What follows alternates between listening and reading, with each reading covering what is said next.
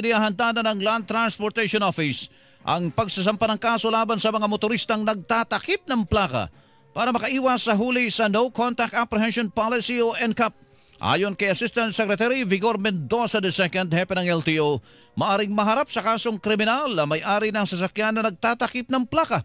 Idinagdag pa ni Mendoza na mga sasakyan na walang plaka ay otomatikong mai-impound. Lahat po ng sasakyan kailangan may plaka, kahit temporary plate lang. Kung talagang walang plaka, for whatever reason, impounded yan. Kasi you must have at the very least a temporary plate. Samantala, sinabi ni Mendoza na wala ng backlog ang LTO sa mga plaka ng sasakyan at naibigay na ang mga ito sa mga dealer ng sasakyan. Ang hinanap pong problema ng administrasyon na to is a 10-11-year-old problem. No?